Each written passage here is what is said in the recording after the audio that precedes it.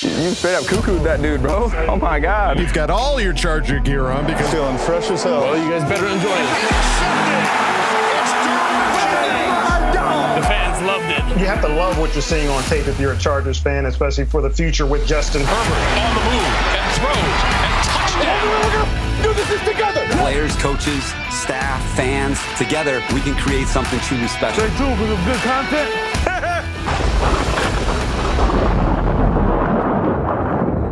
Well, good morning, folks. Welcome back to the Charger Chat. I'm your co-host, Will Dogson, with my buddy, Kev Huggin Duggan.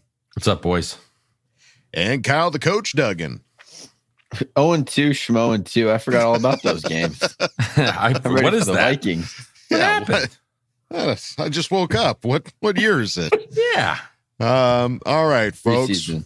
Well, it's our Friday episode, which means we've got a game to look forward to. I'm so glad now. If I'm glad about anything, it's that we're in the midst of football now, where I can say on a weekly basis, I've got a game to look forward to. I've got 100%. something coming up this Sunday. So we've got our opponents to take a look at, and because it's Friday, we've got a Craig Experience and a Bolt Beat lined up.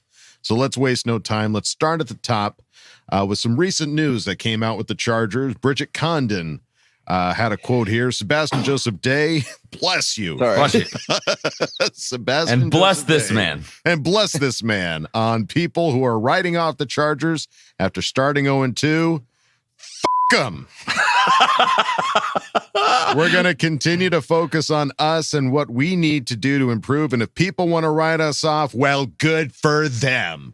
Dude, this is like my quote. I feel this so hard. This feels like me and what I want to convey to everyone that is being so shitty and continues to be shitty. And I'm expecting like these fans, like our fans, our brethren, our fellow Charger fans, to at some point during the week, let's calm down and get ready for next game. No, Yeah, not even a little bit. Come on, guys. Fuck them. Let's go. Fuck them. Come on. Fuck 'em. So good attitude to have. Love you, Sebastian. Love them. And then Daniel Popper tweeted out, Justin Herbert has gotten the ball down a score in either overtime or with under 4 minutes remaining in fourth quarter 20 times since his start of 2021. That's a lot. It's a lot of times. So let's Even break that trailing a down. lot. Gotten the ball down a score in either overtime or with under 4 minutes remaining. Game-winning drive, basically. So game-winning 20 drive times. opportunities. Yeah. Yes. 20 times, yeah. And he has led a tying or go-ahead drive on 10 of those possessions. Only 3 teams have converted at a higher rate over that span. So all of you that are saying that Justin Herbert's not clutch, just come on. Yeah. Can't seal the It's game. just Can't the finish it stats, off. they're right there. Yeah. We just have had so many opportunities that when he misses once, it's like, okay, well, he'll probably get another shot next week. You know, we started off both of these this whole season so far. He's had opportunities to do it, and he hasn't this year, which is a bummer. But it just feels like we just need to get over that hump. Yeah, You know, we we're need to now get over going that into hump. week 3. Yeah. So looking at our opponents, the Minnesota Vikings going to be this Sunday. NFL puts out a video that talks about like, here's the upcoming game and here's the Chargers versus the Vikings. Here's what could be good. Here's what could be bad. And at the end, they put up a little graphic about who they think is going to win over at the NFL YouTube page or something, the social media, however you want to slice it. And right now they've got, let's see, 1, 2, 3, 4, 7-3. Yeah, 7 think the Chargers are going to win. 3 think the Vikings are going to win. But regardless, It's Close all a games. one-score game. All around. yeah, 4 points is the biggest difference between all of these. Some of us have us winning by 1. Some of them have the Vikings winning by 1 point. Like, Yeah, it's always crazy. a close game with the Chargers. It's been And an the interesting. Vikings. It's been an interesting week for me this week because I'm working with a friend who has been a lifelong Vikings fan, and he's in his 60s. So he has been a lifelong Vikings fan. Wow. And he basically was like, you know what? If we just tank, I'm not going to be mad because we need a new quarterback, essentially what he said. Yeah. But he's like, we have a great offense, passing offense. We cannot run. And if you get pressure on Kirk Cousins, within 3 seconds, you're going to dominate us because their offensive line is so bad, is essentially what he said. Wow. So it was interesting insight, just coming from a fan, not coming from analysts or whatever. Yeah. And then, when I told him that he had just picked up Cam Akers, and he's like, who the is that?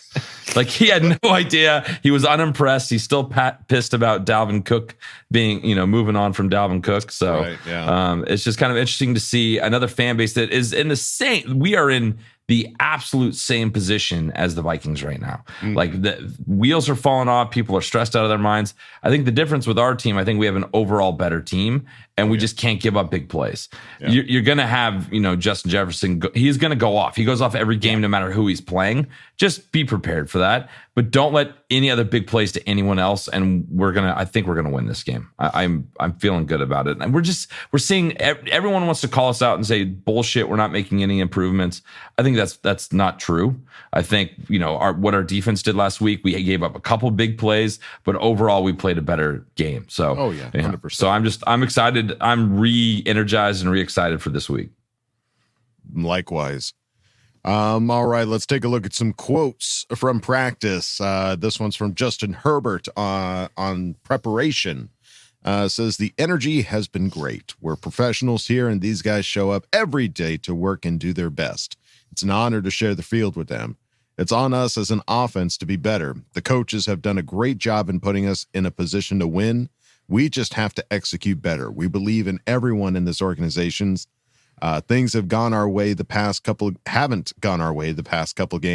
but panicking is never going to fix anything. Of course. Yeah, I mean, that's just all you can do is stay the course. There's nothing giant that's going to change.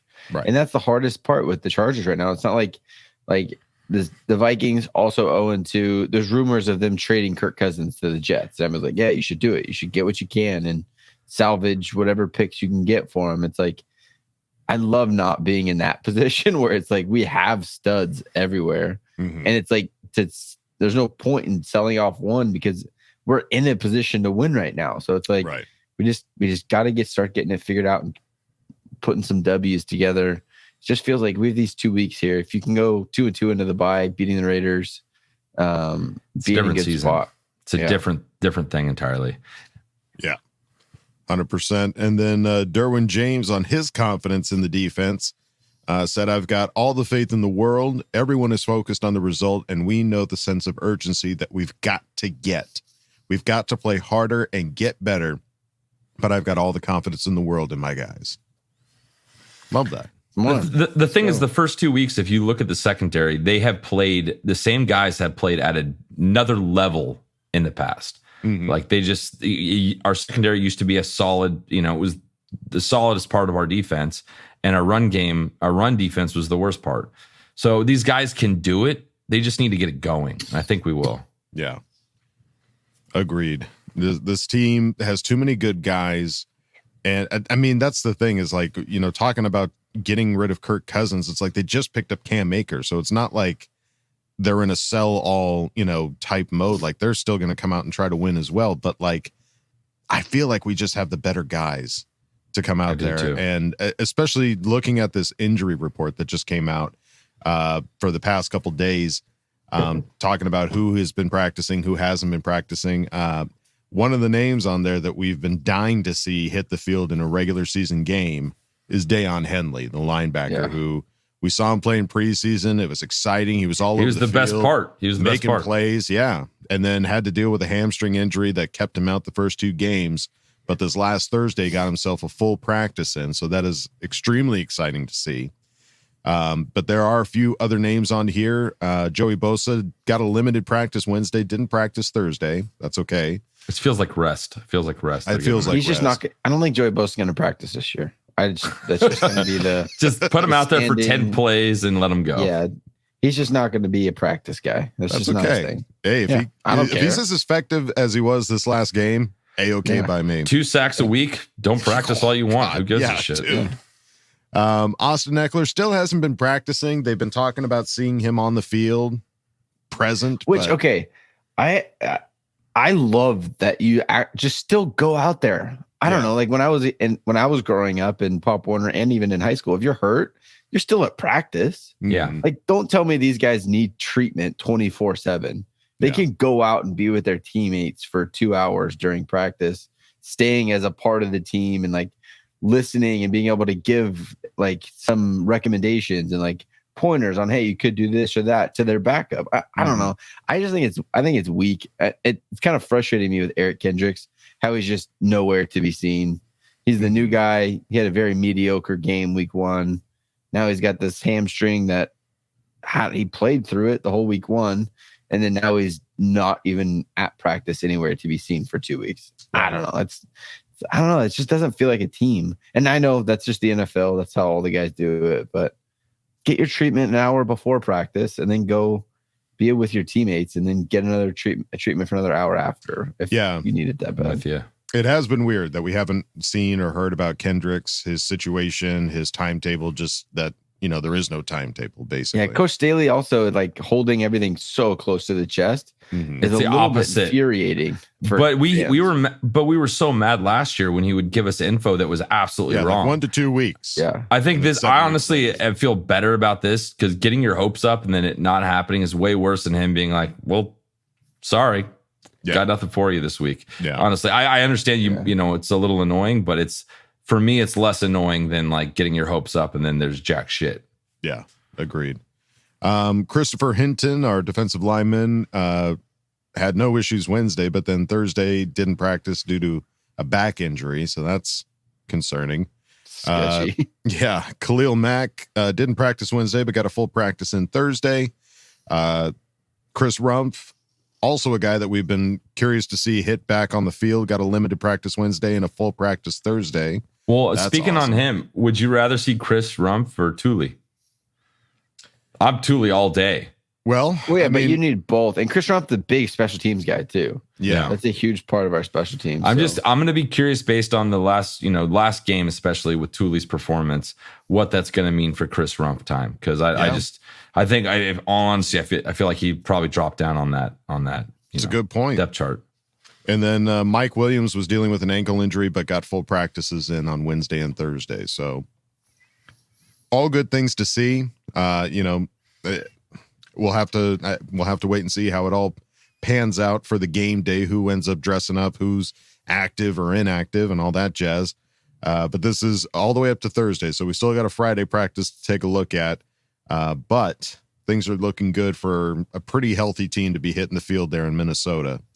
And speaking of Minnesota, they are also 0-2 right now, which this is going to be a big game. Big game for both teams, man. Both teams. It feels like for the Vikings, if they lose this game, it's kind of like all right, season's done. Let's see if we can get anything for Kirk Cousins type of deal. Mm-hmm. Yeah. That obviously isn't the case. Even if we lose this game, everyone's going to be calling for Staley's head. I don't think that's going to happen, but it's definitely feels like a must-win for both teams. Yeah. Yeah, looking at the last game, Kirk Cousins still had himself a pretty good game. 364 yards, threw for 4 touchdowns, got sacked twice. So I mean, he's still going to be a problem. I mean, if they're talking about him like he's yesterday's news, but those are still pretty darn good numbers to be throwing 4 touchdowns and over 350 yards. So their passing is going to be good. We'll see what happens with their rushing because they had 28 yards last week. They've had the lowest rushing total over the last 2 weeks of any team. Wow. Yeah. It's nothing. Yeah. So that's why the desperate move for what they did. So yeah. Justin Jefferson entails got almost 160 yards, averaging 15 yards a catch. My God, it's gonna be he's gonna be scary on Sunday. That is concerning. T.J. Hawkinson and Jordan Addison also racking up some yardage as well and touchdowns. So yeah, Jordan Addison, man, he's started to become wide receiver 2 over there. It feels like, and he's just a big play guy. Yeah. He has like 7 catches on the year, but he has like 200 yards and 2 touchdowns. That's wild. So it's his average is 24 yards. Yeah, he's a big play machine, which we were all the Charger fans were like, oh, he's not a big play guy. Like we don't need him. Because remember, he went right after.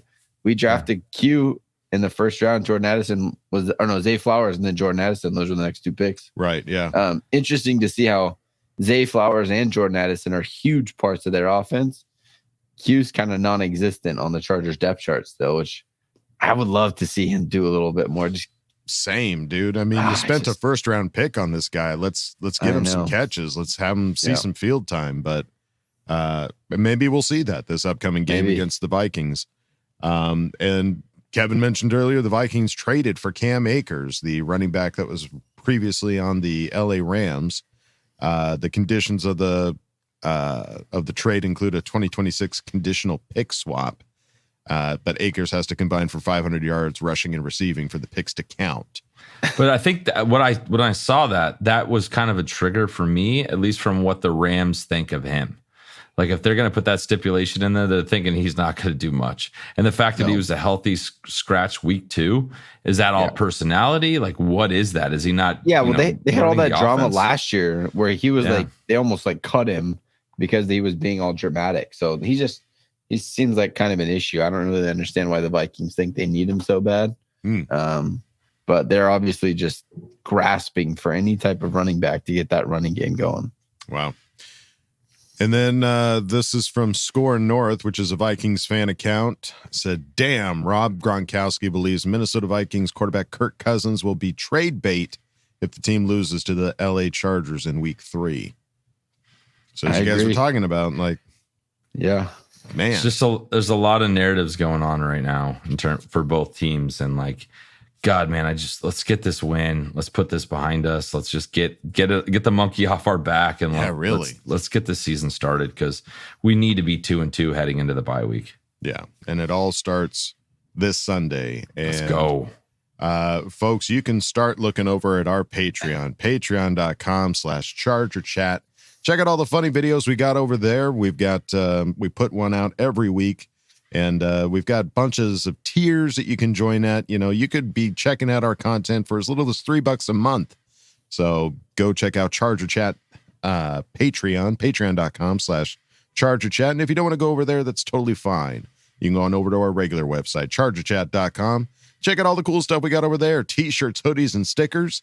You can chat it up with other Charger Chatteteers in the member section and ask questions in Ask Bold Fam, so go check out chargerchat.com. If you ever thought, why the heck is my wireless bill so dang high, then let me tell you about Mint Mobile, who we're partnering with for today's episode. You might already know Mint Mobile if you've seen those funny ads from Ryan Reynolds, who's also an owner, but let me quickly tell you about how awesome their service is. Mint Mobile offers premium wireless for as low as $15 a month. And you don't have to sacrifice any coverage, speed, or data. They're built on the nation's largest 5G network. They keep costs low because they sell direct to you online. They cut out all the retail stores and the salespeople and things like that. Why should you pay more than you have to for access to the same network? It's a good question. Click the link in the description or scan the QR code if you're interested in the best value in wireless. All Mint Mobile plans include unlimited nationwide talk and text, plus lightning fast 5G and free mobile hotspot. Mint also offers a modern family plan that lets you set up a super affordable family plan with as little as 2 lines. Now, I've used Mint Mobile, and I gotta say, everything that they've talked about as far as switching over being extremely easy is 100% true.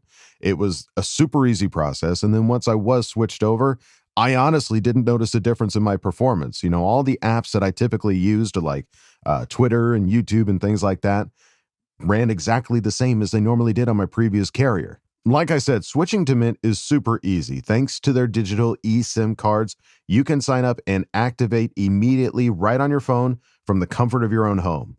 And if your phone isn't eSIM compatible, that's totally fine. Mint Mobile will ship you a new SIM card for free. It only takes about 15 minutes to switch, and Mint Mobile has great customer service if you need help. And right now, as a special limited time offer, you can get their unlimited plan, which is normally $30 a month, for just $15 a month. That's a 50% savings off their already super low price. It only takes 15 minutes to pay as low as $15 a month for your phone plan. It really is that simple. Use our link mintmobile.com/chargerchat to get started, or click the link down in the description or scan our QR code. It really helps out the channel. And if you've already made the switch to Mint Mobile, let us know down in the comments. We'd love to hear about your experience with them. Thank you, Mint Mobile, for being our partner for this episode. Now back to the show. All right, gang, time to go on to the next segment. You know them, you'll love them. It's the Craig Experience. Oh, yeah. Oh, yeah. Come on in, man. Kick your feet up. Oh. Craig Experience. Hello there. Make yourself at home. Got some stuff to talk about, right? Moving on. Okay. So it's not exactly the best of times in Charger land, but it has only been 2 weeks and can't give up on things yet. Definitely not out of it. Long season to go.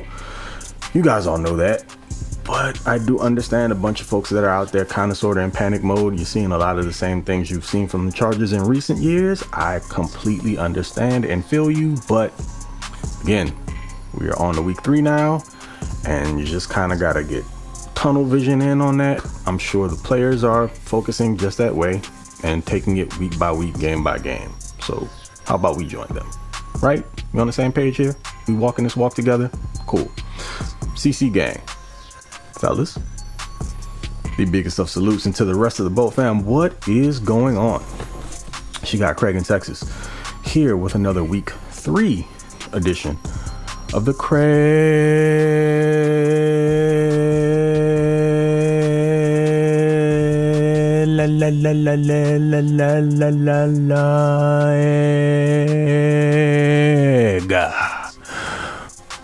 Experience.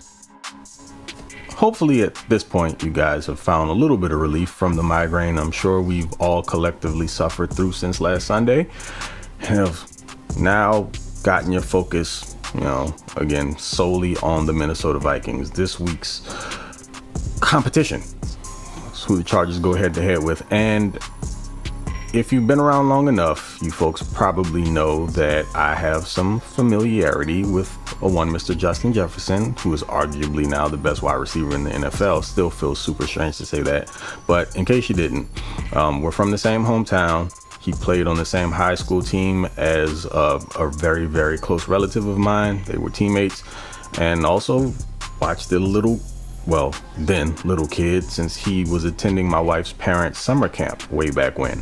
So it always blows my mind to see what he's become, because he was not that great of a football player coming up, particularly in high school. He wasn't rated very highly, but goes to show you what hard work can do, and is where he is now. But this week, I'm hoping that he bombs. Every other week, in full support of Justin, just not when they play the Chargers. So he's also not the only weapon on that team. You got Jordan Addison, who was in this year's draft class. I know a lot of Chargers fans were very fond of him. Chargers went the direction of Quentin Johnston, and you're seeing a whole lot out there about, how some of these other first round guys are able to contribute, or have been more so thus far into the season. And I completely understand that too, but the squad is who the squad is.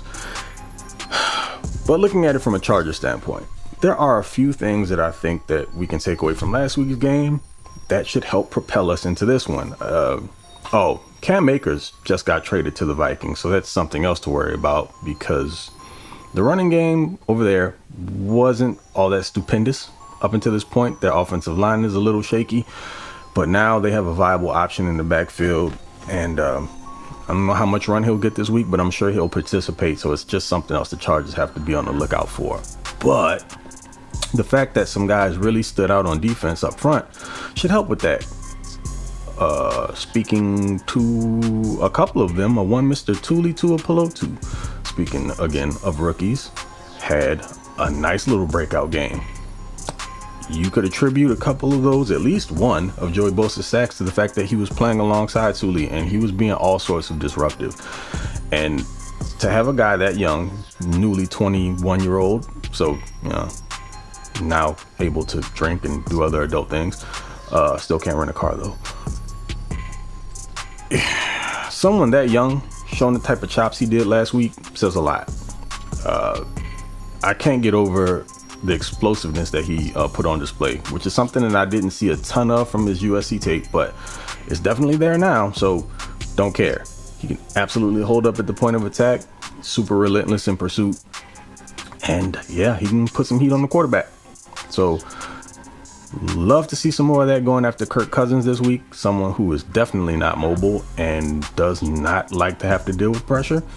Although I would like to see the Chargers get some more interior pressure, be a better route for them to go against the type of quarterback that they're going to be playing this week. JC Jackson didn't have a terrible game last week either. Moving along, believe he only allowed 1 to 2 receptions. Have to double check the stats there, but you didn't hear his name called a whole lot, which is typically a good thing for a corner. Unless he's making a play on the ball or something, picking something off, you really don't want to hear very much about him. Let them be on their island and handle their business. So hope that continues as he's building his confidence up, because it's not always just about the physical, it's mental. Coming off of an injury like the one that he suffered, it can be a very long road, and the fact that he is where he is right now is saying a lot. So let's keep the confidence going there. Outside of that, in limited snaps, I believe Bosa had, speaking of Joey from a couple seconds ago, he only played about 19 of them and still logged 2 sacks and 2 tackles for loss. So yeah, him and Thule make a very good combination. If you want to just bring Joey along and keep him fresh, I think it might be a good idea to blend those two in. And when Chris Rumpf comes back, maybe he can add to helping out that rotation. Maybe give Khalil Mack a blow, and you got a nice little 4-man, again, pass rush rotation. Nice little 4-headed monster.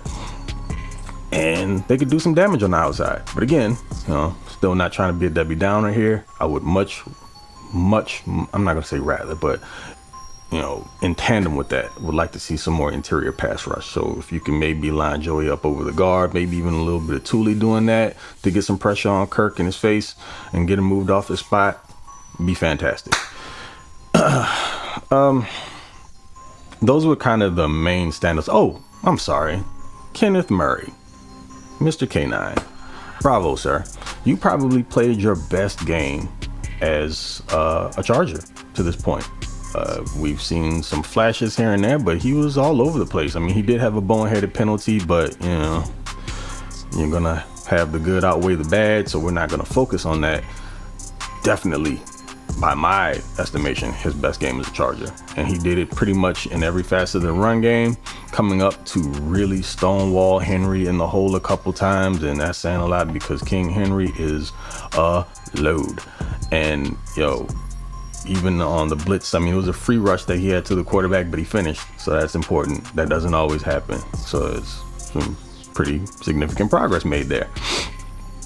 Outside of that, there was some movement offensively. You guys all know the story. Herbert did Herbert things, with the exception of, that last drive.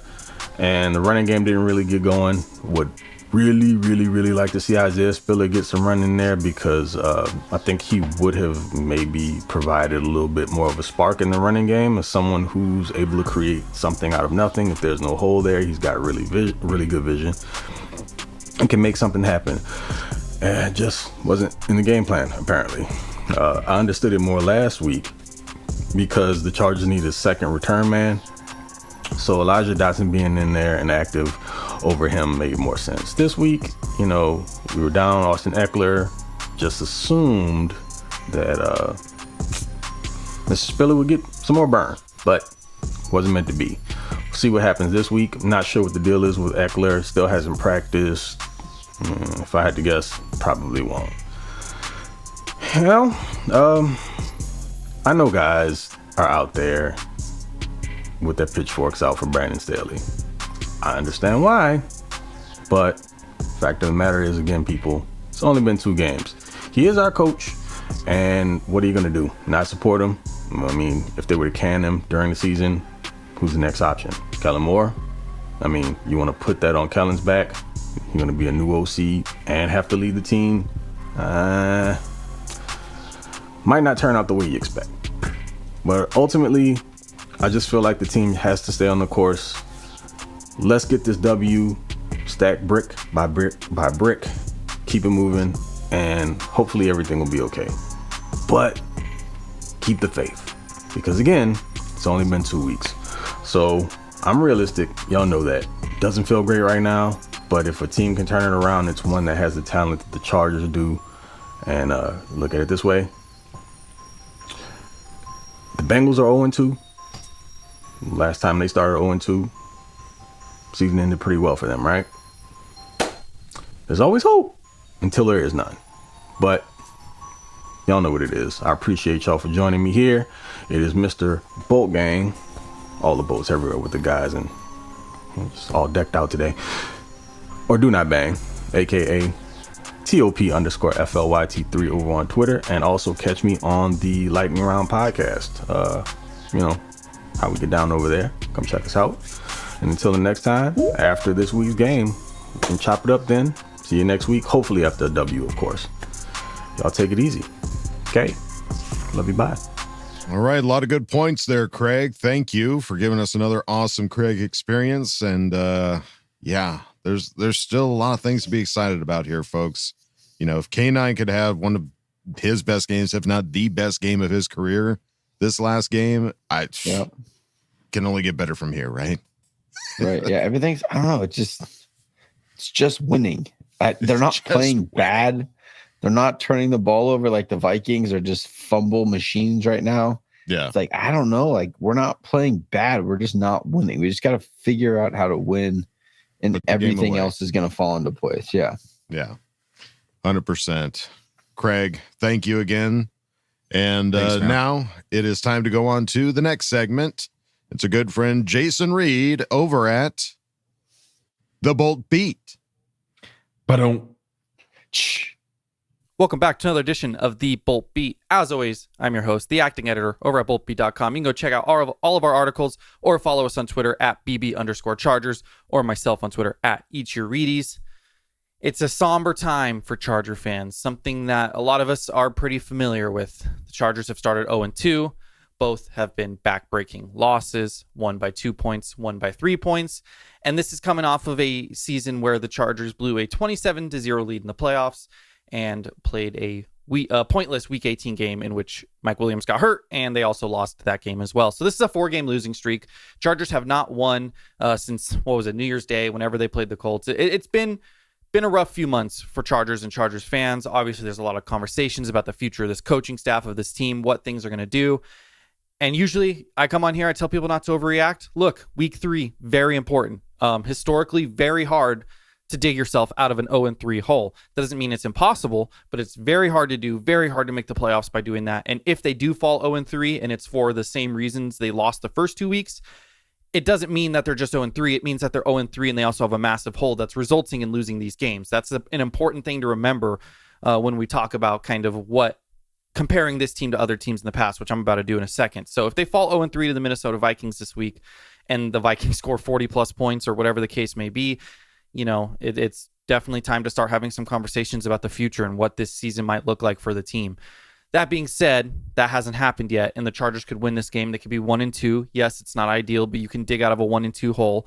And look, the first 2 weeks of the season, they lost 2 one-possession games against potential playoff teams, and we might look back on it like, hey, makes sense a little bit that they played close in those games and they lost. Look, I'm not justifying it. I'm not even saying that I'm overly thrilled with the way this team has played, but it is 2 weeks of the season. I think Week 3, it's going to be a big turning point, and if they lose, it's a slippery slope. We'll see where they go there. But if they win, I think we could start drawing some comparisons to an old Chargers team. That is the 2008 San Diego Chargers. The 2008 San Diego Chargers went 8-8. They won the division. If you remember, they were, I believe, 4-8. They had to win 4 in a row, and they had to get lucky. I believe the Broncos had to lose all those games or maybe lose 3 of the 4. I don't quite recall. I was 10 years old at the time. That was one of my first years, though. 2006 was the first year I really latched on. Anyways, I digress. They rallied late in the season. They started 0-2, similar fashion, where they lost 2 really close games. They lost, I believe it was a 2 or 3 point game to the Tennessee Titans in Week 1, last minute touchdown, literally last play regulation touchdown, won it for the Titans, 0-1. And then the second week of the season was the infamous, if you recall, Denver was going for 2 to win the game by 1 against the Chargers. Jay Cutler fumbles. It was ruled a fumble. He went back with his arm. They didn't know if it was a fumble or incompletion. They ruled it a fumble on the field, and the replay confirmed it was a fumble, and the Chargers scooped it up, so they won, right? No, they didn't win because the ref just so happened to blow the whistle on accident when the ball hit the ground. And even though the Chargers made a clear, concise recovery, no questions, it wasn't like the Broncos let up because there was one accidental whistle. That's not what happened. But because of the accidental whistle, the play had to go replayed, whatever the case was. It was ruled a fumbled. So Denver, the fumble stood, But since the whistle was blown, Denver retained possession. They were like 5 yards farther than they were. This was before the 2-point conversion, excuse me. They ended up getting the touchdown, the 2-point conversion. They win the game. So 2 heartbreaking losses to start the season. And then they went into week 3. I believe they played, it was the New York Jets, if I'm not mistaken. I should have this up. I just wrote an article about this. But they played another high explosive offensive team, and they won an offensive shootout in that week 3 game. It was the New York Jets. They won 48-29. Look, if the Chargers are going to beat the Vikings this week, that's what that game is going to look like.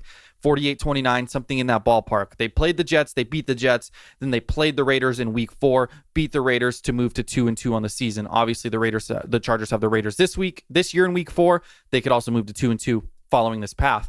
But that 2008 Chargers team was one of the 4 teams in Chargers history that allowed more points in the first 2 weeks of the season than this year's Chargers team. Now, their defense actually figured it out, and they actually ended up finishing around league average, if not above league average in points allowed per game, that 2008 Chargers team. But they allowed, 65, 66 points in the first 2 weeks. They finished with an 8-8 record. They made the playoffs. And if the Chargers are going to repeat, that's kind of the path they have to follow. They got to win these 2 games, and they have to just grind through the season from there and maybe hope 9-8 makes the playoffs. At this rate, I don't think we can expect the defense to turn around and be amazing. I think the best case scenario for this defense is simplifying things. I think they need to simplify. I think they need to stop running these complex defenses that Brandon Staley's trying to implement, the cover 6, all this stuff, and just simplify, almost accept being a mediocre defense and go from there. This offense is good enough where they can make the playoffs with the 18th to 21st ranked defense in the league. It is not good enough to make the playoffs if they are a bottom 3 defense in the league, which is really what this team has been since Brandon Staley has taken over. So I think they need to lean into the offense, simplify the defense, let offense win games, and they just got to grind throughout the season and hope to make the playoffs like that 2008 Chargers team did. You know, they are a little lucky. Some teams in the AFC have gotten pretty bad adversity so far. The Jets don't have Aaron Rodgers anymore, so they're not going to be as good. They're not going to be in contention. The Bengals have started 0-2, so that's another hole they have to dig out of. The Jaguars look very beatable. They don't look like this, juggernaut that's going to run away with the AFC South. Neither do the Titans. The Chiefs have started 1-1. So there's a path there where you can get there. I mean, the Bills have started 1-1. There's a path there. The Patriots 0-2. There's a path. So just remember there's a path, but the Chargers have to start on that path this week, week 3. And if they don't, I think it might be a little bit too little too late, because then you have the Raiders, which they should beat on paper. But as we know, paper doesn't play football, especially with the Chargers. They play the Raiders. Who knows what could happen there? And then they have to play, the Cowboys, top offense in the league so far. Then they have to play Patrick Mahomes. Suddenly you're going into that Bears Monday night football game, and you could be 2-4, 1-5, 0-6. They need to win this game. They need to win week 4. They need to go into the bye 500. And then even if they split the Chiefs and Cowboys, I think that's exceptional. I think at this rate, we have to hope for a 3-3 record after 6. Should beat the Bears in, week 8 to go 4-3. And at that point, if 9-8 is good enough, you just have to finish, what is that? 4-4, 5-4, whatever it is. My math is bad right now. 5-5 is what it would be. So that's the roadmap, I think. And that's just being realistic and being like, hey, if they're going to make the playoffs, it's going to be one of those seasons where they're never more than 2 games over 500 if they even reach that point. And they're just going to have to battle and hope to get hot, when the playoff starts out in January. So this week, betting picks, just like the Chargers, I've been struggling this year, which is actually kind of funny because my real life bets, not to say these aren't real, but my bets I'm actually making, in Las Vegas, since I'm a short drive away from Las Vegas, have been doing pretty well. Like, I'm not like burning the house down or anything, but I'm up on the year, feeling good about myself. But unfortunately for the Charger Chat listeners, I have not been as good, and I need to be held accountable just like the Chargers do. Last week went 2-4 for the second week in a row in my 6 picks. That was minus 2.05 units. That gives me a record of 4-8, minus 4.25 units thus far on the year. Not feeling good about it. Last week we had some good wins. The Packers lost by 1, but they covered. They were plus 1.5. We had the Justin Herbert over 1.5 passing touchdowns, which I felt very strongly about. So the 2 things I felt the strongest about hit, but the other 4 things did not hit. Now it is important to remember with these props, we're just kind of trying to hit maybe 2 of these, and the third one's always really plus odds, and we're trying to just hit it once every 4 or 5 weeks, and then in theory we should be profitable. So one of these is almost kind of a throwaway, just hope it hits anyways, but I really like this week's throwaway. It might get us way up on the year. So this week, my favorite of the week, and I don't like very many favorites this week, I like a lot of dogs, is the Detroit Lions -3. Look, the Lions, they were not able to bounce back from their win over the Chiefs in week 1. They lost to the Seattle Seahawks. I actually bet on the Seahawks in this game. In that game, the Seahawks ended up winning outright. It was a great pick at +5.5. This week, they welcome the Falcons at home. I'm going to pick against the Falcons again. Picked against them last week. Going to pick against them this week. Only as 3-point dogs. I like the Lions as a 3-point favorite. I think the Falcons are a little bit overvalued. Yes, they have some offensive pieces that are really exciting, but I still don't believe in Desmond Ridder, and I don't think he's going to be able to expose the flaws in the Lions' defense in the way that Geno Smith was able to do, even though he has the weapons. I think the Lions can at least hold the Falcons at bay running the football. I don't think, they're not going to completely shut down Bijan or any of those guys, but I think they can hold them at bay, and I think the Lions' offense is going to do some things to the Falcons defense that the Packers did in the first half of that game, but couldn't quite finish on. So I think the Falcons have had a good start to the season, getting to play the Panthers and then getting to play a Packers team that kind of ran out of gas and probably should have won that game if we're being honest. I think they kind of returned back to earth here against the Lions. Lions -3 is probably my favorite pick of the week. My dog, of the many dogs I like, I had to pick one. Of course, I'm going to pick against the Las Vegas Raiders. We're going with Pittsburgh Steelers +2.5. Look, the Steelers, their offenses looked really bad. I get it. The Browns also have a really good defense, and so do the San Francisco 49ers. I'm not a Kenny Pickett guy. I think he's out of the league by 2025 at the latest, but I think this is a well-coached team. I don't think the Raiders are a well-coached team. I think the Steelers also have a great pass rush that's going to disrupt Jimmy G, and at the end of the day, Steelers +2.5. Yeah, they're on the road, but we all know Allegiant's going to be black and gold. The Steelers fans are going to be going out there, and it's going to be 80% Steelers fans, just like every Raiders home game is nowadays. And I think we see not a similar game against the Bills, but I think it's going to be, I don't think it's going to be close. If the Steelers were -6.5, I might still take them. I think this is going to be a statement win for the Steelers, mostly because they're 1-1, but their offense has played poorly. So they're going to look to put on a show against a bad Raiders defense. And trust me, I'm a Chargers fan. I know what a bad defense looks like. And for my Chargers pick of the week, I'm reverse jinxing myself. I've sucked this year, so if I pick against the Chargers, they should win. That's the only reason I'm doing this. I'm taking Vikings -1.5. Look, I'm 2-4. I've lost most of my Charger picks this year. Picking for the Chargers week 1, picking under in week 2. I'm going to pick the Vikings in week 3 and hope that trend continues. Hope this is the only pick I lose of the week. I hope I go 5-1 and I lose this, and the Vikings -1.5 does not cover because the Chargers win outright. Now, if the Vikings only win by 1 and the Chargers lose and the Vikings bet loses, that's horrible. That's just the worst of both worlds. But no, I'm hoping the Chargers win, and I'm hoping I'm reverse jinxing this because that is what I am. That is what I'm clinging on to. I've stooped down to that level where I'm reverse jinxing my own team just so they can get a win. Vikings -1.5. My 3 props of the week for the Vikings Chargers game. I love Jordan Addison over 49.5 yards at -114 odds. Everyone's talking about Justin Jefferson, and as they should, especially against this secondary. But Jordan Addison has had over 60 receiving yards in each of his 2 games to start his NFL career. He's the obvious number 2 in the wide receiver room behind Justin Jefferson. And while Jefferson will still have a huge game, his over-under is 100.5. And I just kind of want to stay away from that a little bit just because it's such a big number. I'd rather bet Addison to get 50 or more yards, especially against the secondary. Brandon Staley is going to throw whatever he can at Justin Jefferson to try to slow him down. And I think Jordan Addison is going to be a big benefit, and it's going to be the biggest game of his young career thus far. -114 odds for Jordan Addison, 50 or more receiving yards. Joshua Kelly. I don't think Austin Eckler plays this week. I think that's pretty straightforward. They haven't ruled it either way. Some of the books still have his totals and his rushing numbers on the books. I would stay away from those. It's just going to get nulled anyways because I don't think there's any chance he plays after not practicing all week. Again, recording this as of Thursday, and he's not practicing. So I'm going to go with Joshua Kelly, first half touchdown. You could take him at any time touchdown score, but it's like -170. I don't like all the juice on that. I'll take him as a first half touchdown scorer, though, because I think, Chargers are going to look to get going offensively. They want to establish the run after a slow game against a good Tennessee run defense. And this is a bad Minnesota defense. The Chargers can drive, they can get in the red zone, and they're going to rely on Joshua Kelly to punch it in. If you want to really take a flyer, I don't hate doing an Elijah Dotson anytime touchdown scorer as well. But I like the first half touchdown. I think Kelly gets on the board in the first half. If it happens in the second half, it doesn't count. +170. I like the plus odds there. I will take that risk instead of doing anytime touchdown score. And then the prop I really like that could get us way up on the year, even if everything else doesn't hit. Each team to score 1 touchdown and 1 field goal in each half. So you just need the Chargers to put it through the uprights and get in the end zone each half, once each, and the Vikings to do the same thing. This is 19-1 odds. Now, traditionally, this is something that doesn't happen a lot. If it's a big offensive game, maybe a lot of touchdowns will happen, not a lot of field goals. If you're kicking field goals, you're not getting a lot of touchdowns. And this is 4 scores each way. If you think about it, if each team has to get a touchdown and a field goal, you need 4 scoring drives in each half, and they have to be this specific instance of a touchdown and a field goal.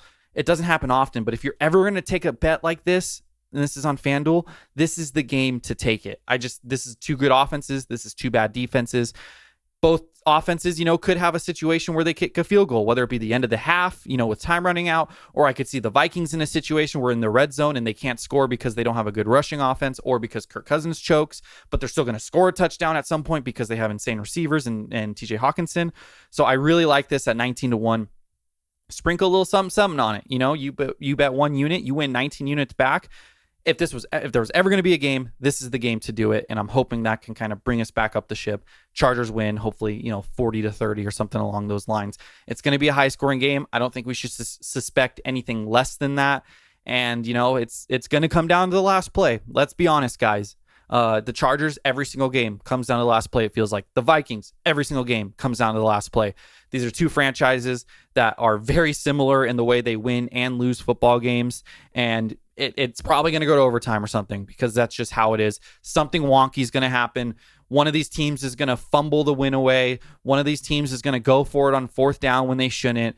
Something weird is going to happen. I'm just crossing my fingers and praying that the Chargers are on the right side of history for this one, and we could start building some momentum moving forward because I don't want to head into Charger chat next week, week 4, being even more somber. Maybe, you know what? Chargers lose this game, I'm wearing all black next week, because it might be the death of the Charger season. But we're not going to say that because this is a Charger Chat podcast. We're always optimistic.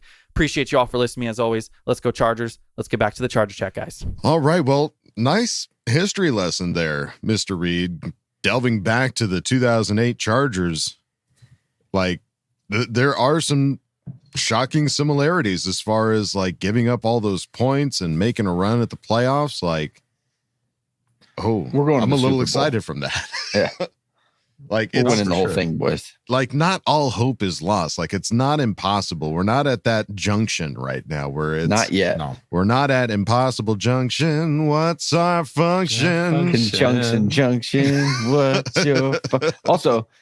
I think that I have cursed. I think that I did a bad thing to start this year. Cow did a I bad, stopped bad wearing. thing. Cow did a bad thing. For game days, I started wearing just a t-shirt. I wore the denim jacket to the game one. Put your jersey on, Kyle. God damn it! I think maybe I jinxed us. Oh, I might not ever take my jersey off. Yeah, so God. I'll go back and we'll see what happens. Thank you. Sunday, all right? That's all we ask. Yeah. Thanks God. Put on the right clothes. I'll take that. I'll take that. You know how we're what's going on? We're playing good. We're not turning the ball over. Offense is moving. Defense is okay. How are we not winning? I think it's my fault. I think it's not Coach Staley. I'm not going to let you hang out there by yourself. I haven't worn my Justin Herbert socks the first 2 weeks. Oh, those knee highs are coming back this week, baby. Let's go. You know what Adam hasn't worn yet this season? What? His kilt. Oh my God! Let's make this a victory kilt. We need to switch things up hard, and I don't know of a harder reset than putting a kilt on. Yeah, that is a factory reset, and I think the Chargers desperately need it. Let them breathe, baby. You know where that kilt's been sitting since the last time I wore it? You haven't touched it? It's been in the hamper. I have not taken it. It's just sitting in the hamper for months. And you want me to pull it out now? I think now's the time. I need to redeem it because the last time we lost, that really crushed us. But you we were haven't wearing that. won So I feel since then. We need that thing to be resurrected a little bit. Hey, we can't control this. We can just be crazy about our fandom. And why don't you join us? I'll wear the socks. He's going to put his jersey back on, and you put on that beautiful kilt. On the darn kilt. Peer pressure, folks. That's the name of the game here at Charger Chat. You're going to like it. Welcome. All right. Jason Reed, thank you again for a lot of great betting lines. And again, the history of the Chargers being in a similar situation, but finding a way to make it work. And dare I say, getting better before the end of the year. So sure. I'm excited to see what happens this Sunday. And that's basically going to do it for us here at Charger Chat. But before we go, we have some Bolt predictions to make. So let's start off with some Bolt predictions. Who's stepping up to the plate? Kevin's always very excited to do this. Do you want to start? But we need to switch it up because I've done it twice in a week first. I'm not going first this time. You're right. I'm right. Yeah. Well, Dog, you ready? I'm ready. Hit us with your prediction. I predict that Dicker the kicker is going to kick the longest field goal of his career. Nice. What? This Sunday. Okay. And what's the final score? The final score is going to be 27-17. Nice. Okay. That's Two-score game. See, dominant. I've given up on the realistic scores. I'm done with it. I'm throwing in the towel. We're going crazy here. I'm going 55-17 Chargers. Oh my God. Like it? Because I love those numbers. It's Junior Seau and Phillip Rivers. So we're going to win 55-17. And Quentin Johnston is going to get his butt off the bench and catch. He's going to have over 100 yards receiving and a touchdown. Watch. I like that. I like that a lot. I know. It's more fun, right? That's way more if fun. we're going to be in fantasy land, let's go all in. Let's go into fantasy. Put on those ears, baby. Let's go. Yeah. All right. I'm going to go Chargers win 37-24 because I like that. 2 Bolt predictions. Quentin Johnston scores his first touchdown, and we will keep Kirk Cousins under 265 yards passing. Nice. And I don't think they're going to run on us. So I think if we keep him under 265, not much is going to be happening. 265 is an oddly specific number. What was the thought process? Just feeling? Just a feeling. 2 + 6 + 5 is 13 in Keenan Allen. Okay. No rhyme or reason. There's nothing behind this movie. There was nothing intended with I this. swear, if he ends up with 264 yards, you have the script. You have the script. 265 is all will not throw. He'll throw for under 265. Okay. Defense is going to show up this Sunday. Come on, baby. Come on, folks. Let's do this. Let's rally back. Let's make it happen this Sunday. All right. Bolt predictions. Well, he's going to have a kilt on, so it's going to be great. I'm doing it for you, people. Get that thing out of the hamper. Help you. Yeah. Toss it in the washing machine and let's go. It definitely needs a wash. It's got playoff balls on it right now. Yeah.